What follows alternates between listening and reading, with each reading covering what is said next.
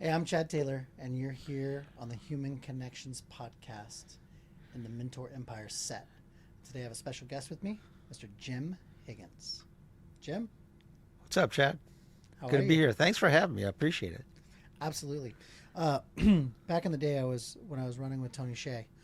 He always used to say serendipitous interactions, and I believe that serendipitous interactions is what you and I Yeah. have come into here. Oh yeah, definitely. Yeah. So, so we met not too long ago. Nope. Actually, we've been in the same industry for a while. You a lot more years than I, but we're here in Las Vegas. We're at the corner of Tropicana and the airport exit, right next to the now Harry Reid International Airport. Yeah. And you and I had some conversations about what your future looks like. You have a newsletter that goes out currently to quite a few people that you've been doing for a while. I believe it's called the Midweek Smile. Yes. Uh-huh. One of the few that I read Thank you. because you keep it short, you keep it brief, you give them the information. Yeah. And talking and getting together here in the office, you mentioned you thinking about doing a podcast. Yeah, I thought it'd be awesome. I mean, I've done so many things in my life.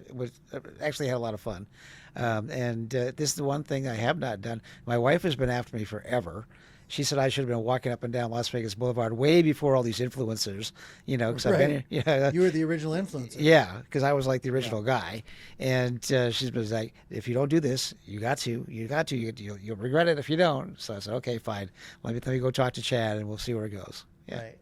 And I find that inspiring, right? Yeah. So when you said that, I thought to myself, why couldn't we help people produce their podcast? Yeah. Right. Mhm. I really enjoyed it. I felt like it delivered something for me.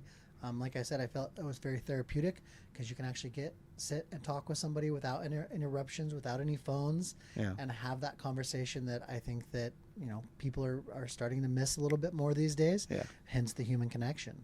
So that's why we're here, right? So we know who you are.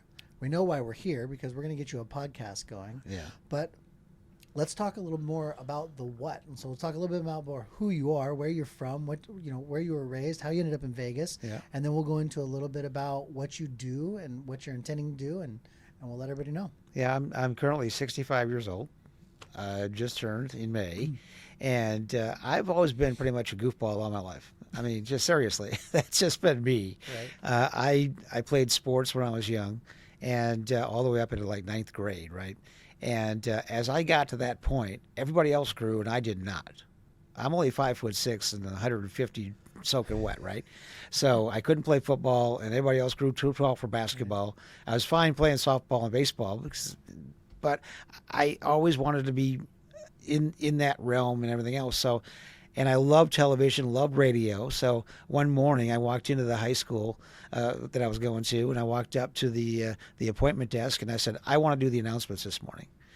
And Mr. Mott said, okay, what are you going to do? I said, well, I want to report on the game we had yesterday. He goes, okay, did you write it down? I said, no, it's all up here. And he goes, really? I said, yes. So I started doing it.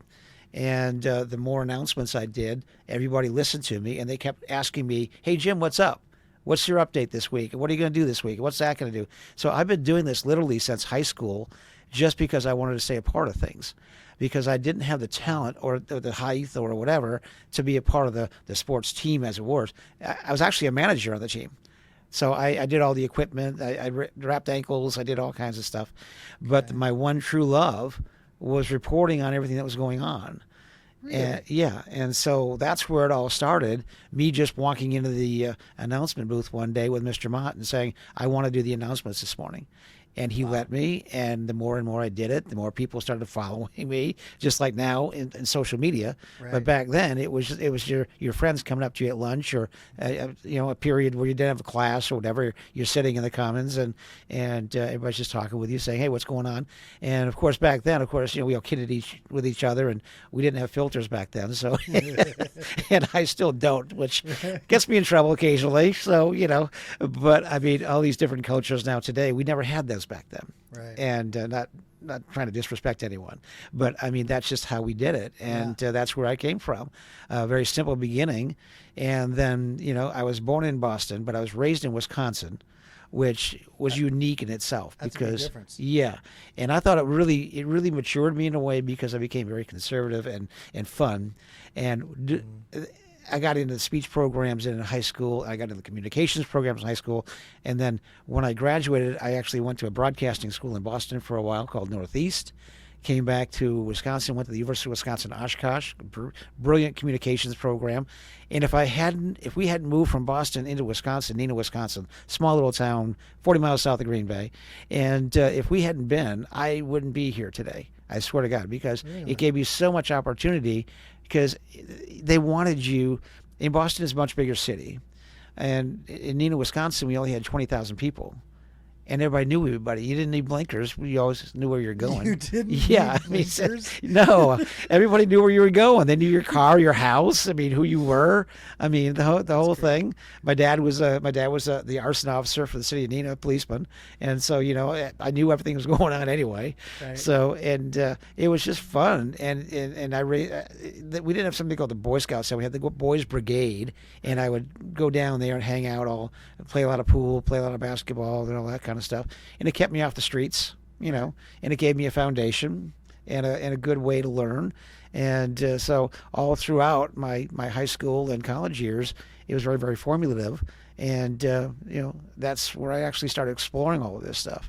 And I do remember the very first time that I ever made any kind of radio tape. Back then it was a tape. It was a reel-to-reel tape. And the gray is real, okay? But it was like, I was sitting there, and I don't think it was Mr. Ahmad. It was somebody else. I can't remember now. But they were like, okay, so just talk like a disc jockey would talk. And I'm like, okay, it's 9:49, 12, blah, blah, blah, blah, blah, And he goes, now just refine it, and then just kind of do what you do and be personable. Right. Okay. And so I did, and that let me out of the high school radio station. Then I went to school, and then I remember I was a disc jockey in clubs. When we still had vinyl, and you'd get up there in the booth, and you'd be playing the people on the dance floor, and you're having fun. And when I was in college, I made an actual real audition tape, and that was at the University of Wisconsin Oshkosh. And there were several local radio stations I wanted to work for, so I gave my tape to all the stations, and I never met anybody.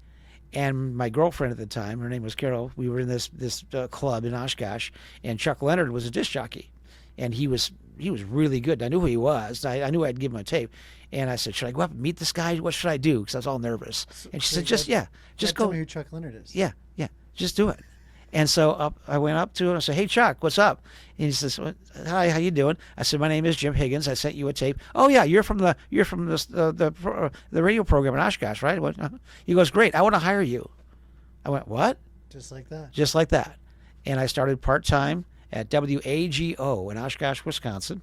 Okay. It's a 690-watt station directly south. I mean, the antenna pointed south. 690 We watts. were huge in Milwaukee. Nobody could hear us at Oshkosh, but we were huge in Milwaukee.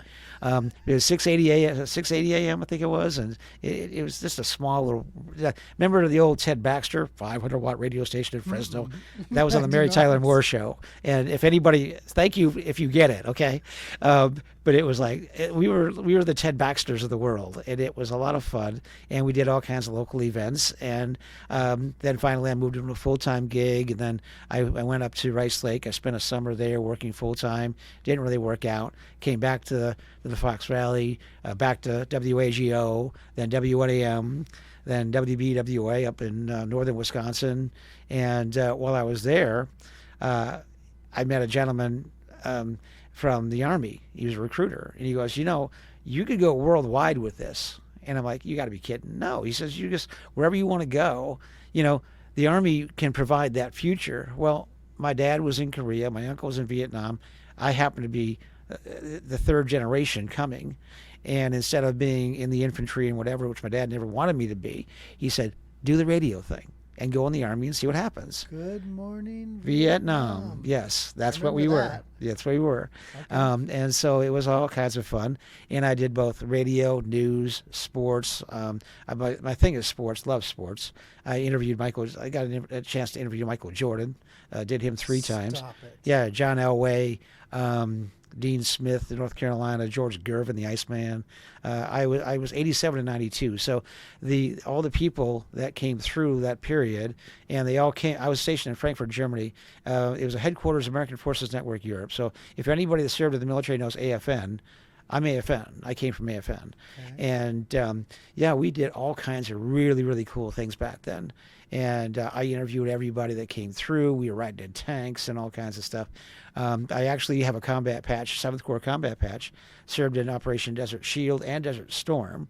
Got shot at one time. That was enough. Yeah, that was enough. It was kind of interesting. But well, number one, thank you for your service. Oh, absolutely. Yeah, we actually, my nephew Justin just rotated out 2 years ago. He wound up being 7th generation in our family. Wow. So yeah, it was kind of unique. That's impressive. Yeah, but all of the opportunities I got to be on TV in Europe and the radio in Europe and everything else. I was Specialist Jim Higgins, AFN News, or Specialist Jim Higgins, AFN Sports, or I was an anchor man. So they saw I was on TV when the hostages came home from Iran, the whole thing, from Lebanon, in Beirut and all that. I remember we saw Pole Hill and we saw McCarthy and finally Terry Anderson. I don't know if anybody knows about that stuff. Well, a lot of people do. Yeah, but I remember Terry Anderson. There was the famous balcony in Wiesbaden that was at Rhein-Main, and we were just when Terry came home. He was the final hostage to come home, and I think it was Terry Waite, Pole Hill, and then Anderson, if my memory serves. And he was watching AFN that night. I happened to be the anchor on the news, and I said to him, I said, Terry, on behalf of everyone, welcome home.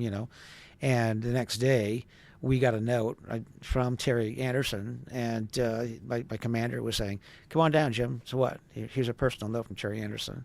It's like, oh, thank you. It's like, wow, because he was watching that day. That was to me, that just blew me away. Yeah. Yeah, I can see the emotion in your body. Yeah, yeah. It's all those little things like George. Yeah. Remember the George Michael Sports Machine? This was a very old sports program, but George Michael was in Europe one time, and I was doing sports. Okay. And one of his personalized logo shirts he sent to me because he said, "Hey, this is great. You're going to do great. I hope you go commercial someday." And my commander, Colonel Fowler, gave me the sports program shirt. Yeah, wow. From George Michael. Did Jordan give you an original pair of Jordans by chance? No, he didn't. But I did.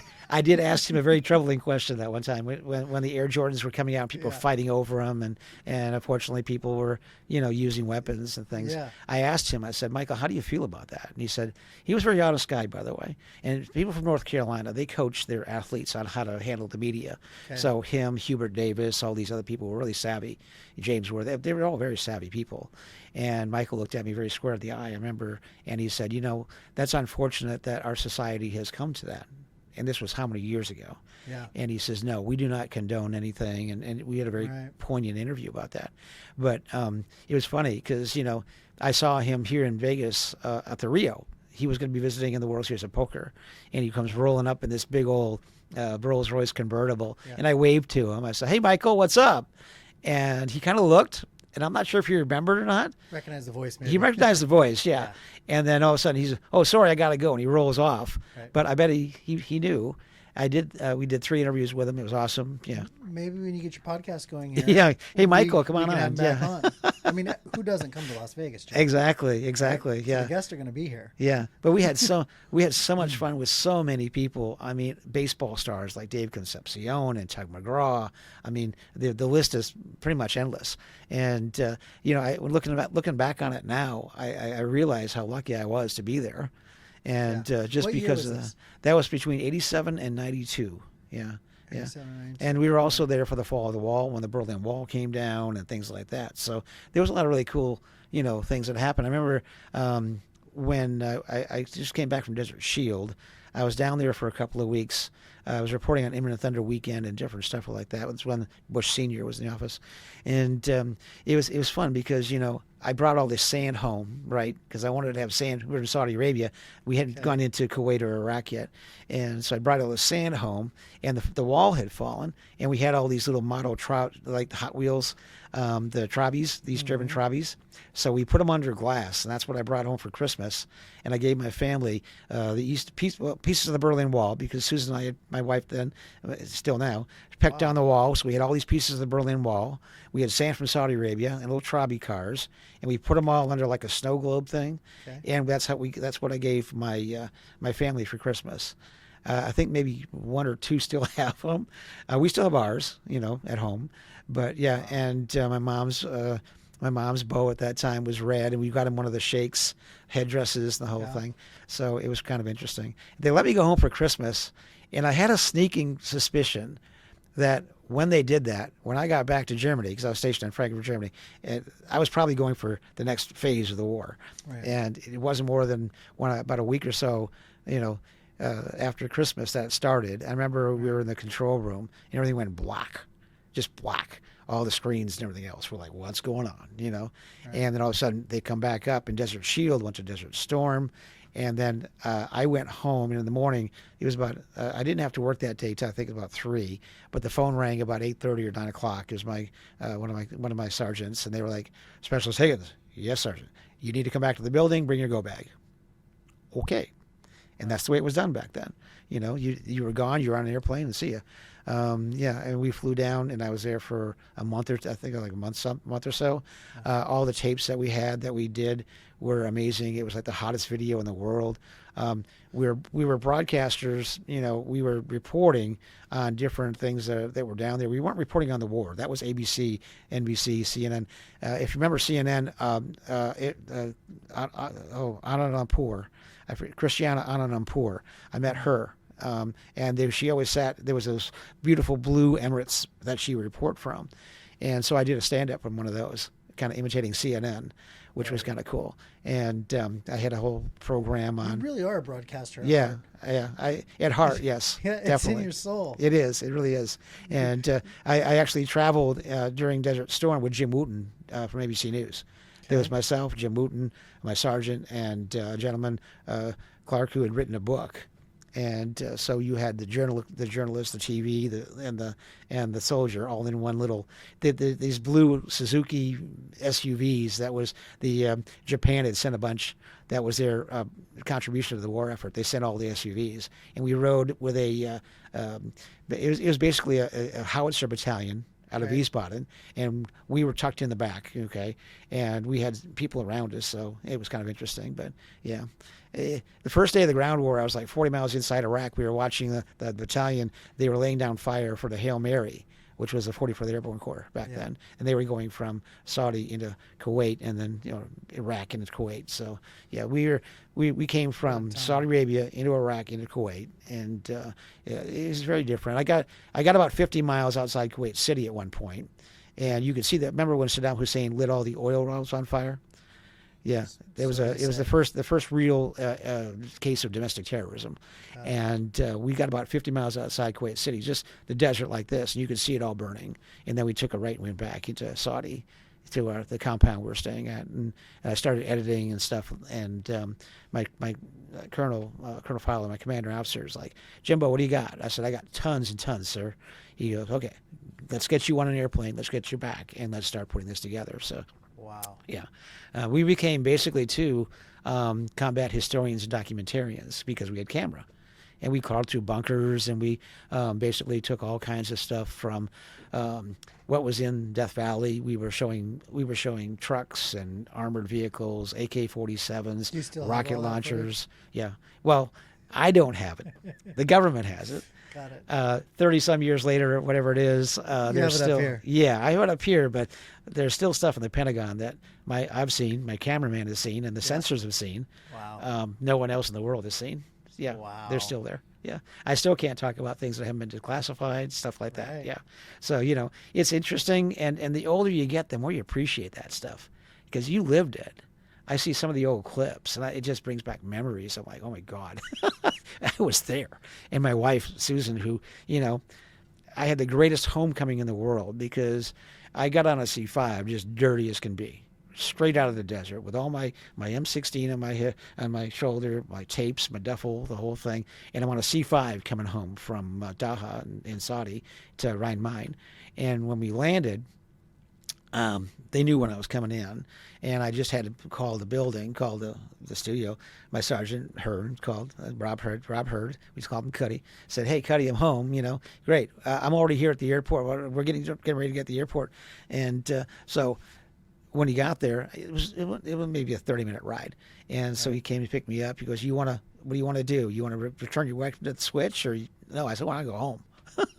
So he's great. And you weren't supposed to do that, by the way. I'm not sure I'm getting in trouble 30 years later, but he took my weapon back to the switch, and I went home. If anybody gets in trouble for that now, yeah, I no. doubt it. But I went home, and I remember getting out of the van with the big green. We call them they're army green vans, right? We call them the big green weenies. Mm-hmm. And I get out of the van, and it was really early in the morning, like 7:30. And here's one of my neighbors. We lived up post in an apartment. So here's one of my neighbors walking the dog, and I was like the neighborhood soldier. I was the only one that actually they'd see every day leaving in uniform and whatnot. So he comes up with a big smile with his dog. He flashes me the victory sign, flashed it back. I looked up. Here's my neighbors. They're up on their balcony, and of course everybody in Germany had breakfast on their balcony, things like that. Right. They're flashing the V signs down to me, and I'm flashing them back. I looked to my front door, and here's my wife standing there, and it was the greatest welcome home you could ever have. And immediately went straight to the fridge, grabbed a beer. After a big old hug, grabbed a beer, and I said, "Okay, I gotta get washed up." She was going to work anyway, so okay, So, that'll change, man, being overseas. Oh, tons. Yeah, I loved Europe. I mean, I grew up in Europe basically. This kid from Wisconsin who was still wearing plaid shirts all of a sudden became not a Rico Suave, but a better kind of guy. Yeah. And it was fun. And I really attribute all that to, what I did in the military. I mean, I believe everybody should do it at least once. I actually do. It's one of those things that's a character builder, attention to detail still today. I'm incredibly detailed. Right. It's just something you learn that gets ingrained, as you said.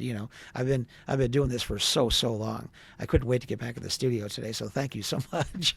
I'm excited that literally your energy is contagious. Like I can just feel the positive energy coming out of you. You were meant to do a podcast. Yeah, that's an absolute fact. Like the fact that you are doing this. So when did you leave? When you got back from the war, did you just leave broadcasting? Did you stop then? When did you stop? I stopped in 1992 when we chose to go to Florida. My wife wanted to go to Australia. She's British, by the way. Okay. And so she wanted to go to Australia. And I said, I want to go home. But she said, I'm not going to Wisconsin. I said, I don't know. I don't want to. I'm out of the snow. I'm away from the snow. That's fine. Yeah, no cheese hat for you. Yeah. Well, my sister Denise lives in Largo, Florida, which is Tampa Bay. Okay. And we loved Clearwater. So we said, what if we go to Florida? Okay. Cool. So and I go in, and I've got a resume that's totally off the charts, right? And unfortunately back then, because in Florida there's sunshine and beach and everything else, they take their pick. And it was like I just couldn't get a job. I just could not get a job to save my life. I wasn't Tom Cruise. I didn't have an agent, Yeah.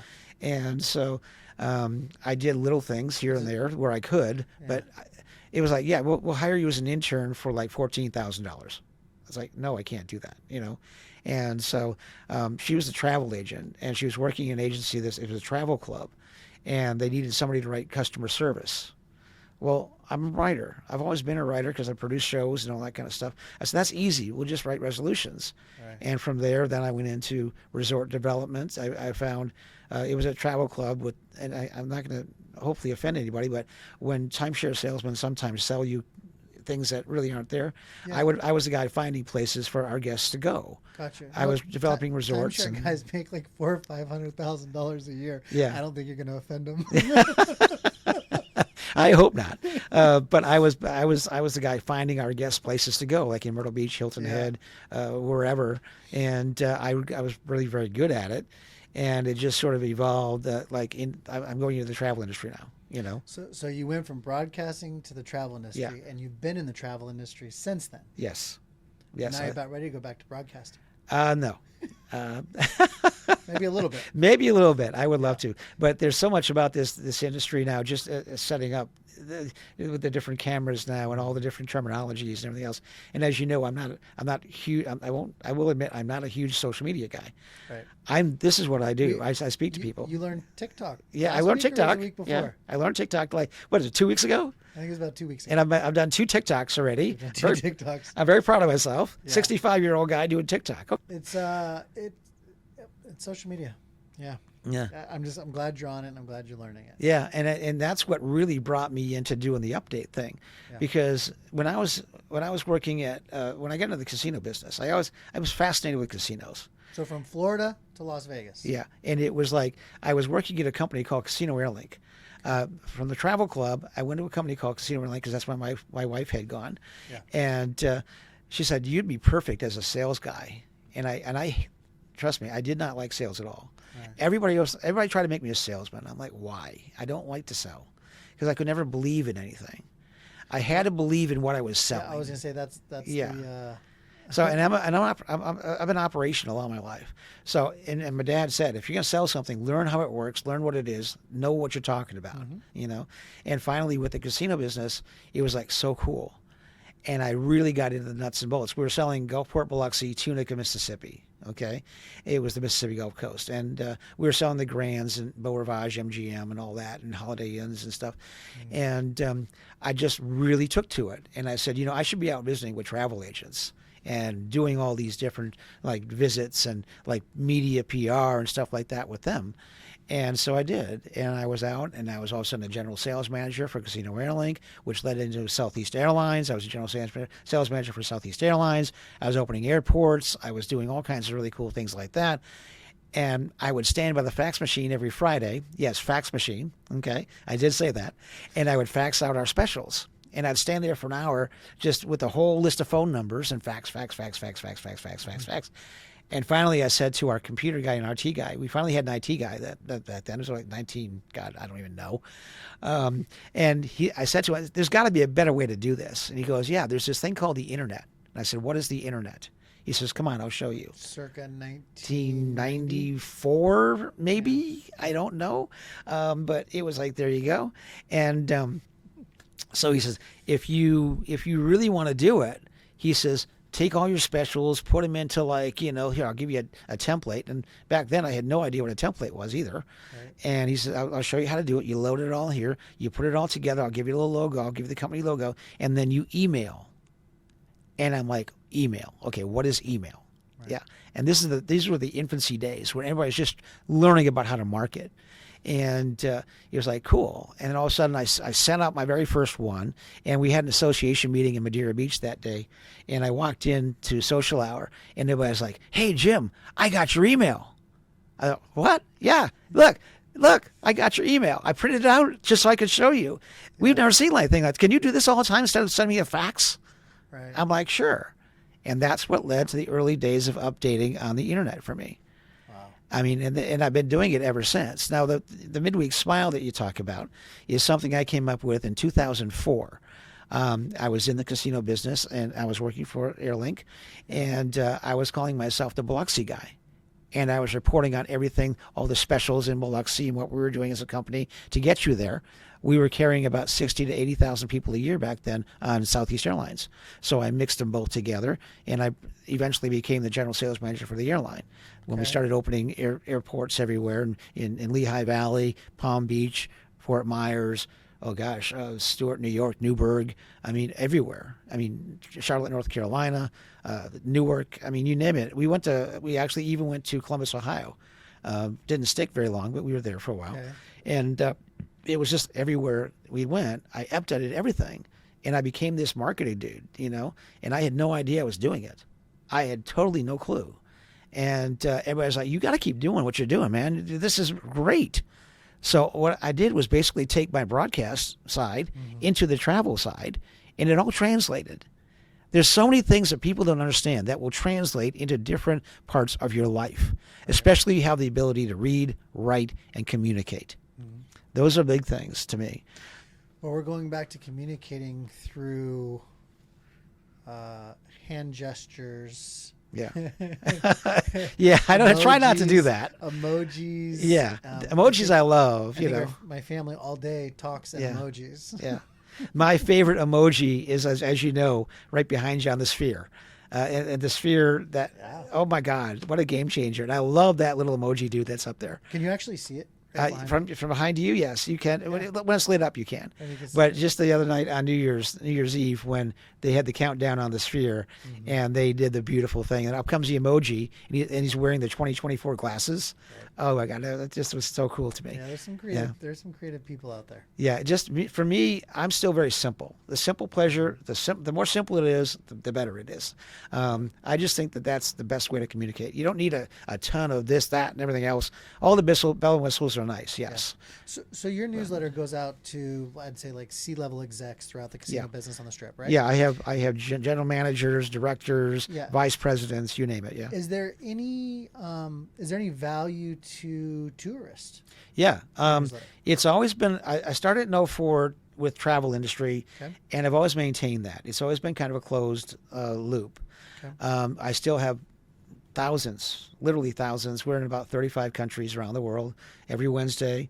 My open rate just this past Wednesday was 38%, which I guess is pretty good. I'm averaging about 28% on an open rate. I never even knew about that kind of stuff until I used my Emma, which is a very simple template. Right. They call it now a legacy. MS-DOS. Yeah, because I understand it. I type everything in, and it goes out. But it's wonderful, and I get all kinds of replies. Everything from, hey, can you book this, to, hey, can we be in? I've never advertised. I'm very much a purist. I have a character, and everybody always asks me, well, if you're going to advertise, I want your list. I want the list. I'm like, no, I don't want to sell my list. Right. I mean, these are my friends for 30 years. It's like, no, I have a little character on that one. And, yeah. All with stories like yours. I'm assuming this town is full of people that have some amazing past. Yeah, they are. I met people. Just at the Rio when I first got here in '06. My first job, I was a convention sales manager, Las Vegas meetings by Caesars Entertainment back then. For not wanting to be a sales guy, you did a lot of sales jobs. Yeah, I did, and that was some of the most rewarding of my life. Yeah. Then I met at Caesars one of my best friends here in town, Martin Oseguera. He's the general manager for properties, and then also I had people like.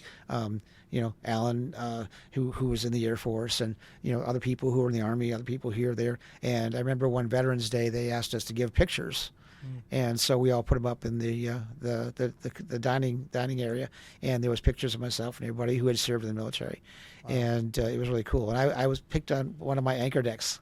I was an anchor, television anchor, so I put my television anchor one up there, and I'd actually got recognized several times by different people who had seen me in Germany because they were dependents or whatever, and they were like, you're him. You're Jim Higgins. I'm like, yes, I am. And where are you working now? I said, right back here, I'm selling conventions. Right. And they're like, dude, you should be like on ABC News by now. And I'm like, I wish, Did you not ever want to pursue that? I did, but I just never had the opportunities. It's very political at times. And it does get very political at times, but everything's being disrupted today, right? Oh, yeah. You know that you can get on a set like this and you can reach the world yourself without any of the mainstream media stuff. Yeah. I mean, it's possible. It's not. And that's another reason why, this is something I actually do miss. I do miss doing these things. Yeah. And I've always been a natural interviewer anyway.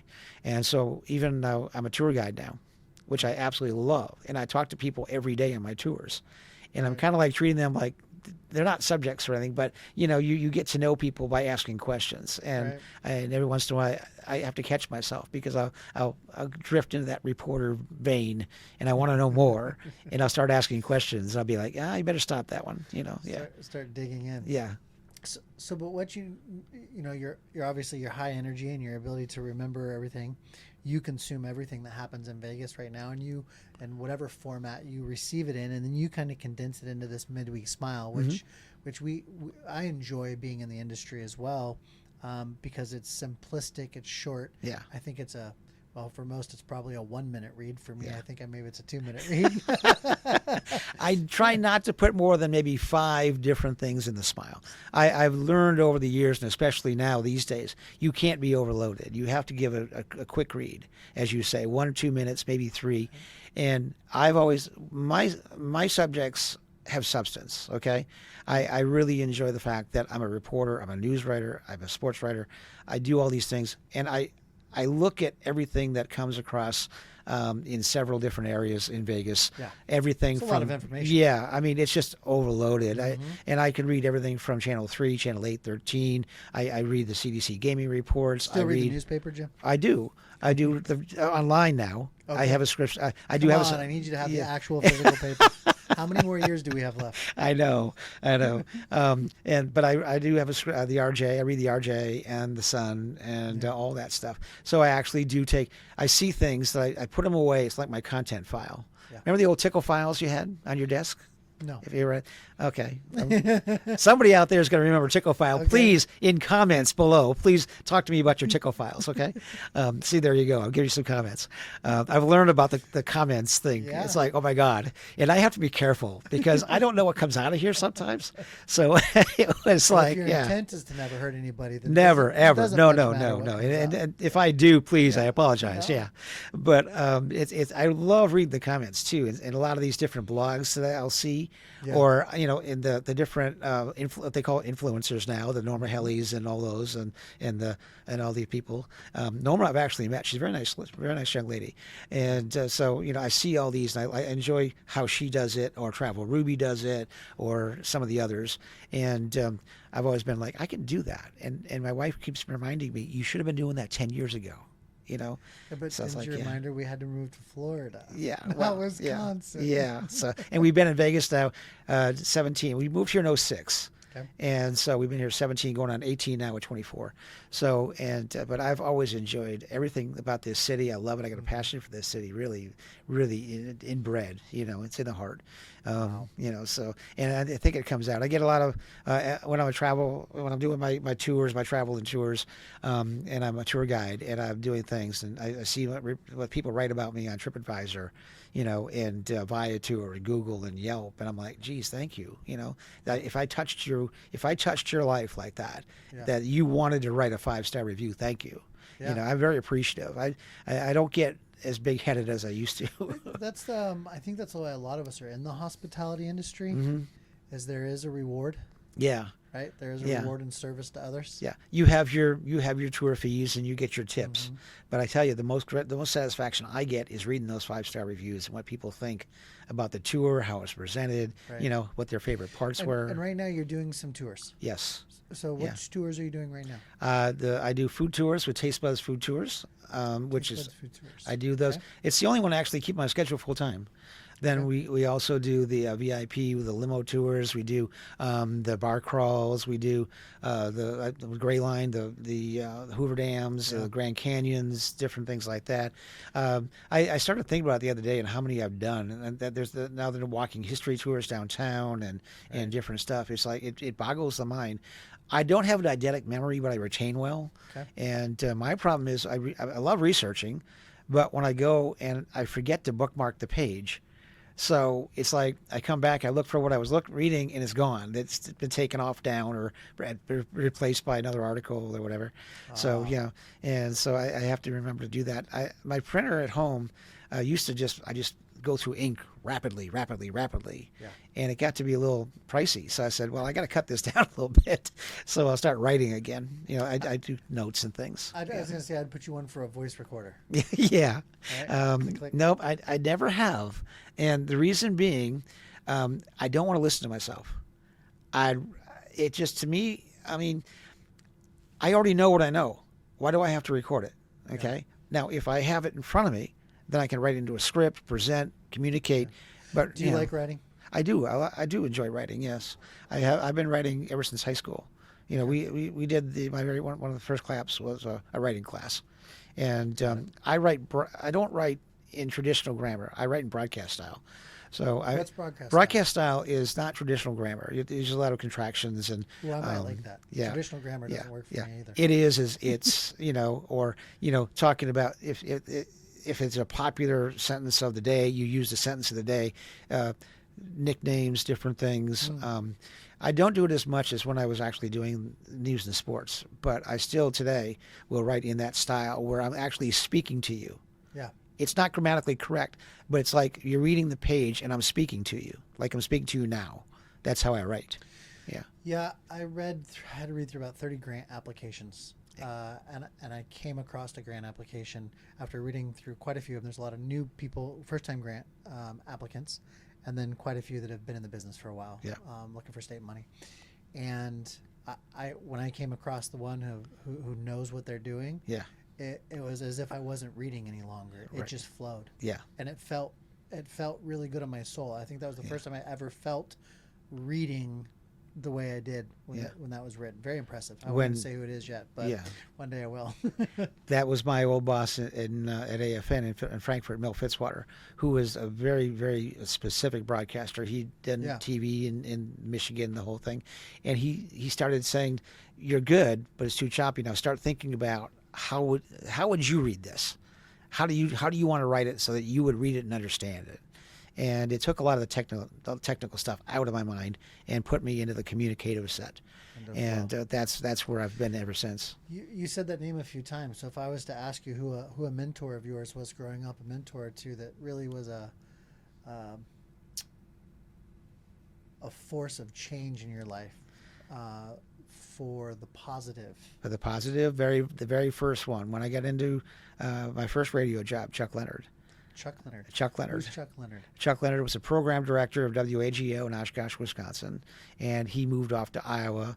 And then I went and I worked at different stations. But Chuck was the first one to actually kind of take me under his wing, if you will.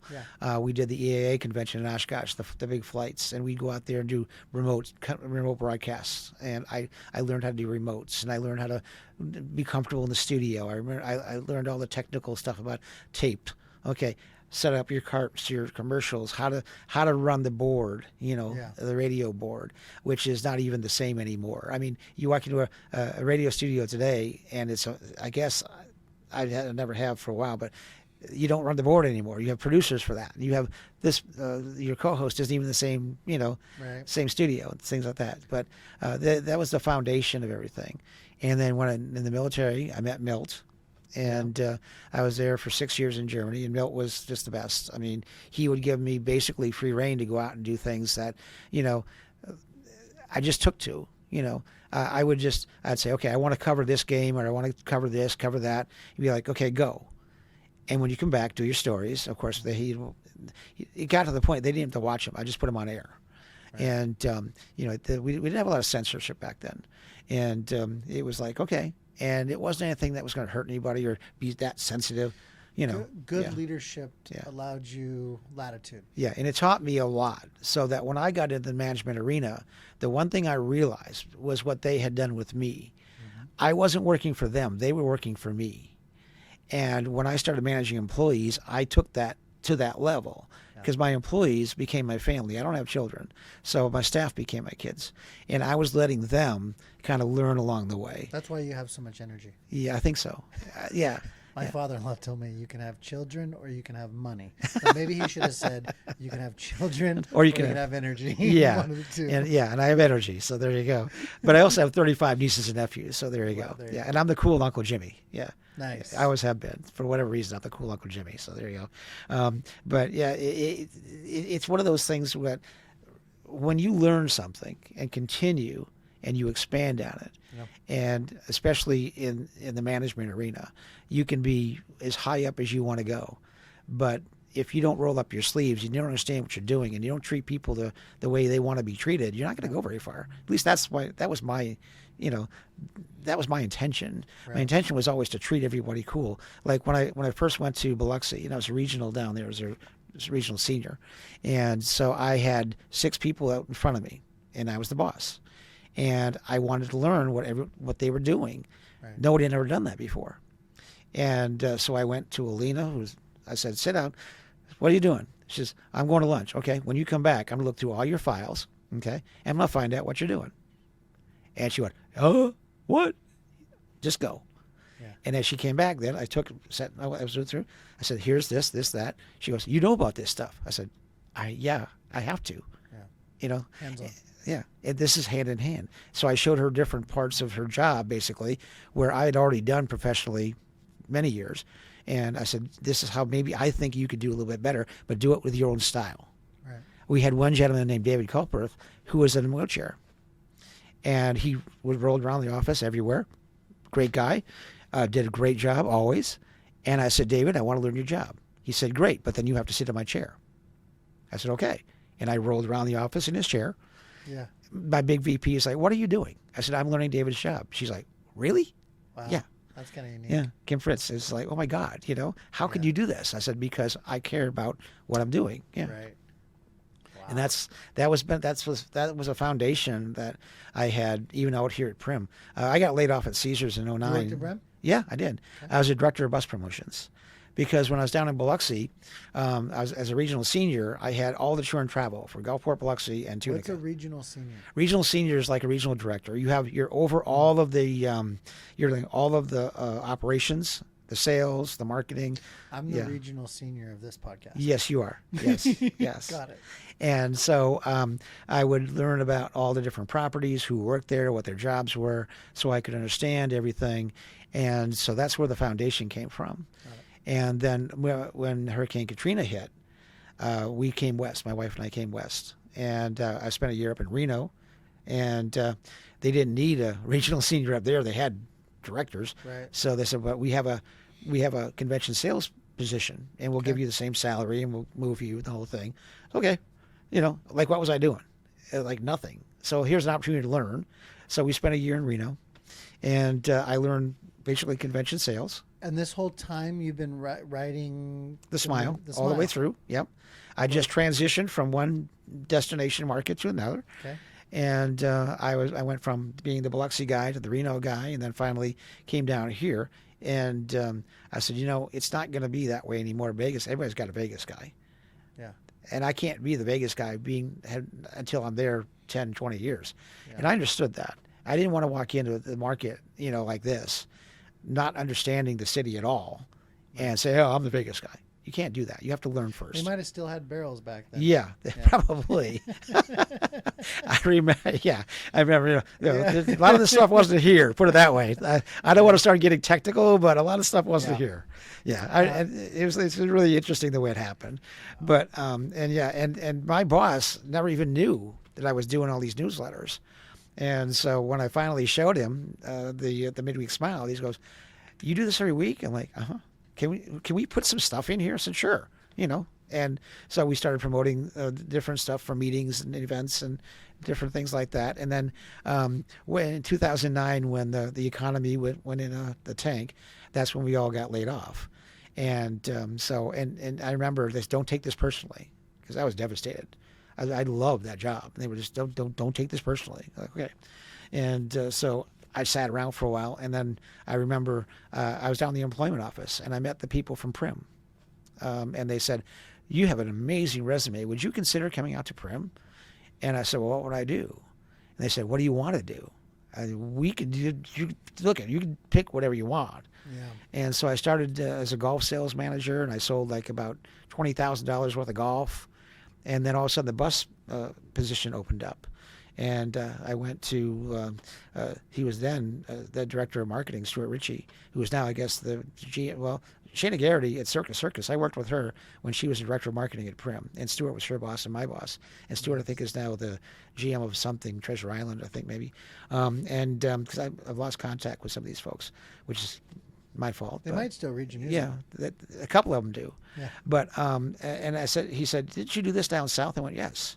And he said, "Let's talk." So we started talking, and for almost 3 years, I put my Biloxi model into Primm, selling against Las Vegas, because I knew how everybody did buses.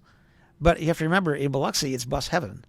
It's basically a nice 180 with the Gulf, and you've got buses coming from everywhere. And it was awesome. It was just hub and spoke. And so I basically put it in there, and I owned basically all of L.A. bus-wise.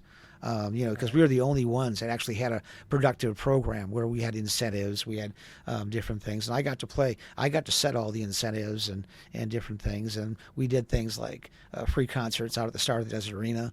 That was one of the incentives, to bring people in bus, to keep them overnight instead of just the day trips or the fun bus day things. So we keep them overnight for a night, and they got You've been paid. in hospitality for a while, Jeff. Yeah, 31 years. I think been around a while. So it's fun. We had a great time. I remember taking over. It was We were only, when I took over, it was like July of 2010, I think it was. And it was the goal. They're at 60% of goal, and we wound up at 88 that year. And then all of a sudden, the next year we were at 110, and the year after that we were 115 or whatever it was, because it got to the point where I was just constantly out on the road. I was selling. I was doing my Airlink and Biloxi in one in Primm. What's the biggest difference between today and 30 years ago in this town, Las Vegas, for tourism? Ooh,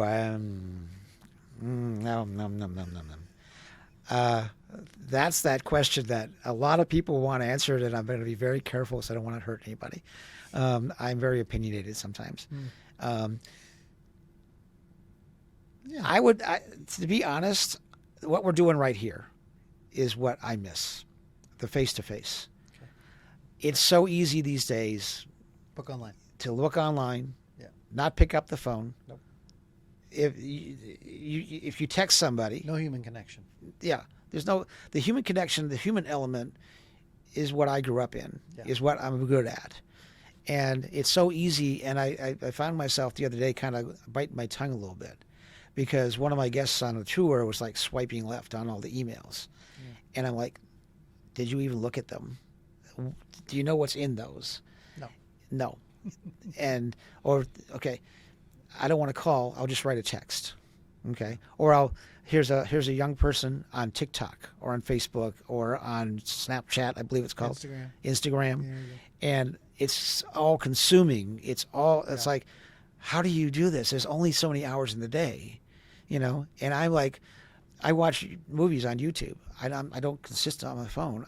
My wife and I do different things with TV. On YouTube. Yeah, on YouTube, which I love, by the way. Yeah. Daryl, who's producing for us here, he told me the other day that the media channels are getting concerned because the views are in the podcast. Yeah. They're on YouTube and I did an audition for a company. I can't name it at the moment, but I put that on they said create a channel on YouTube. Okay. It's not hard, I guess. So I did, and you had to mark it public or not public. So it's not public. And I went and looked at who looked at it, because I just by chance, I said, because I see the numbers on the Make a Smile. I get to see the open rates and all that. I wonder if that's the same on YouTube. So I did, and I went and I looked, and it was like 53 people had viewed my audition. Right. And I'm like, okay, who is that's looking at 53 people? To me was a lot. How about 53 million people? Yeah, now all of a sudden it's 53 million. Yeah. But for me, the first time I ever did something like that was like, I got so excited over the little one that we did. Yeah. And I did the one from my tour with Elvis, and that got 900 views. Yeah.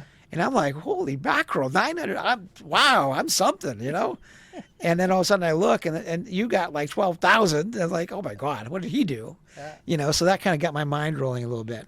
But yeah. We're just playing in the sandbox. It's nothing. It's interesting, but I think that's the one thing to me it's different. That's different is the communication. Well, then maybe the podcast is a better way to get back to that a little bit more personal touch, because you can interview some people, you can go back in time and history, and you can teach. One of the things that I think about a lot, especially with the mentor stuff for me, is there's a lot of knowledge that you have that I think should be passed down or should be cataloged for future generations to learn from, because once it's gone, right? So, it is, and unless, like I said, unless you're watching, all of a sudden here it comes. Okay, this is 30 years ago today. The Walter Cronkite, blah blah blah blah. And sorry, I still know Walter Cronkite, and hopefully people do. Some of my episodes turn into some Barbara Walter episodes. Yeah, those Barbara Walters. Yeah, I like the Barbara Walters. Well, go Saturday Night Live and Barbara Wawa. Okay, there you go. Okay. But you really get into the veins of when people were reporting correctly, honestly, and fairly. I'm not saying they don't anymore. Trust me, I can't do that because I get you into can trouble, say that because there's nothing real online anymore. It's clickbait. It's a mess. Yeah. It is very hard to find because it's actually a proven statistic. It's a statistic, scientifically, mathematically proven, that negativity gets more clicks than positive. Which is weird, Which means you have to spin everything, even if it is positive, you have to give it some type of negative connotation to even get somebody to click on it. Trust me, as someone who has the mentor channel, It's different. Yeah, I have learned more from you in 2 weeks than I have in forever, and I'm such a positive person. I don't like being negative. Yeah. I just had a bad experience. I want to write a review on, but it's taken me 3 or 4 days because if I just write Yeah. and I don't think, Yeah. it's going to be horrible, and I don't want that to. I want it to be honest but not horrible. Right. If that's correct. No, I think Yeah. it is. And just let me double check. Daryl, how are we doing on time? We're at 55 minutes, almost an hour. Perfect. All right. See, nailed it. So the intention today was to get you on camera. Obviously, you're comfortable, Mm-hmm. right? So that's fantastic. So I'm looking forward to this. So you're gonna let you have a YouTube channel currently? I'm not sure. Okay. So we'll take a look at it. Yeah. So we'll take this so that you can get this posted up there. Yep. And you did very well. You didn't say anything that we're gonna have to scratch. So There you go. there you go. So you're a lot better than you thought you were. Well, I enjoy it. When I get going, and my mom, God rest her, she always said, "Don't give that man a microphone." Yeah. He will. I think there's enough substance to you that it works, though. Yeah. If you know. Well, thank if it you. was Appreciate that. Yeah, if it was a lot of hot air, Yeah. I might think differently. But I could probably do this for another hour and just listen. Yeah. Which shows me why you do what you do. Which shows me why you write for people to read. Yeah. And why you will be really good at this, and it should be a lot of fun for you. And we'd love to, Well, enjoy helping you get it set up. And what I would like to do with the midweek smile, and everybody reads it, okay? But what I want to do is I want to not only update, but bring people in to let them tell their side of the story. Yeah. Because you see a small paragraph with what's up, right? But then there's so much more. Well, like I said, we'll make the Mentor Studio yours. You want to bring some little signs for your stuff, or get some custom pillows made, or do whatever. But you're more than welcome to use the studio. We'll get you rolling and start interviewing those people. It's very intriguing to me. You know, I'm in the business as well, in the community business, but also in the business of hospitality in Las Vegas. And I think that it would be interesting, intriguing, beneficial, community-driven. All things that I would like to see happen in this community. Awesome. Awesome. So yeah. We're here for you 100%. Awesome, Chad. I appreciate that. It makes me feel good. Makes me feel like, okay, cool. I'm doing something worthwhile. You know. Well, there's a lot in there. Yeah. There's a lot of substance in there, and I think you're gonna have a lot of fun with it. And I hope when you release this, to your people with the midweek smile, that they're gonna hear that and see that as well. And then there's just so much to learn in podcasting, and I'm just getting started, and I enjoy it. So regardless of what it does at the end of the day, it is very enjoyable to sit and talk with somebody and have a real conversation that's authentic and transparent and well, enjoyable. and if it impacts someone even with a thought or two, that's the goal. The goal is to make sure you know what you're doing, have fun, and actually at the end of the day communicate with I need to get you like a 5 or a 10-minute morning quick audio that you can release for everybody daily, and we can throw up on the digital boards out here outside of the new studio, and you can give to the tourists. Oh, nice. I think you have the propensity I think you have the ability to do that. But everybody who's landing here every day, like a quick what's happening today or what's happening tomorrow, like a quick update for tourist specific, not necessarily the midweek smile stuff. But there may be something to that, so we'll talk about that. Yeah, kind of like that morning radio update. Yeah. I have a face for radio.